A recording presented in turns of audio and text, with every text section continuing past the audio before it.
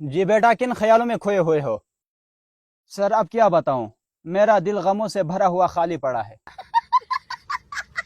क्यों, क्या बात है? किस बात का दुख है? सर सोच रहा हूँ कि न मेरे पास पैसे जमा हो रहे हैं और न मैं फजूल खर्चियां करता हूँ, तो फिर ये पैसे आखिर जा कहाँ रहे?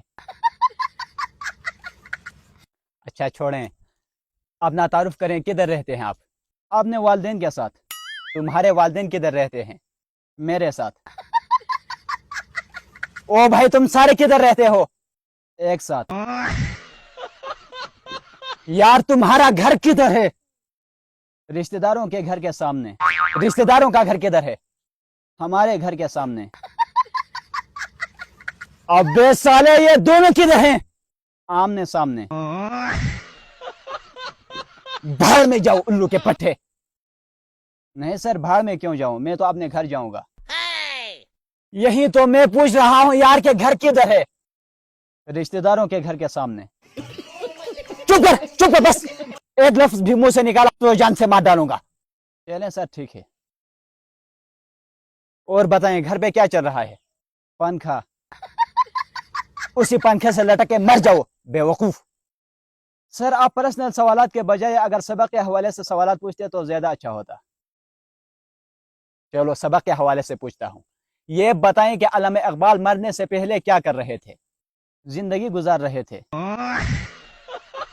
वो मुझे पता है कि जिंदगी गुजार रहे थे, लेकिन कैसी जिंदगी गुजार रहे थे?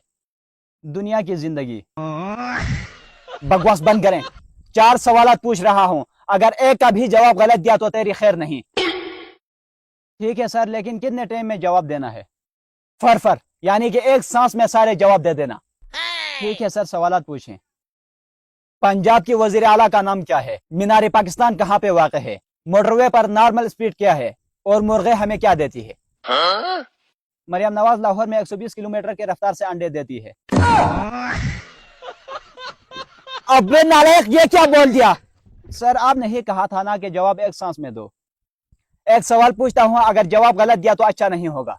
ये बताओ कि रंग को उर्दू में क्या कहते हैं? गलत नहीं बोलना। सर मुझे नहीं आता। तुझे आता क्या है ये बताएं। सर कोई और सवाल पूछें। किसी ऐसे जानवर का नाम बताएं जिसका नाम डी से शुरू हो। डी से? डॉग यानी कि कुत्ता। शाबाश। अब ऐसे जानवर का नाम बताएं जिसका नाम टी से शुरू हो। टी से? To dog. Shut up and get out from the class. Sir नसीहत तो करें ना, नसीहत के बगैर कैसे जाऊं? मेरे वीडियोस को देखा करें। मेरी वीडियोस होम्योपैथी की तरह होती है, जिसका अगर कोई फायदा नहीं तो नुकसान भी नहीं है।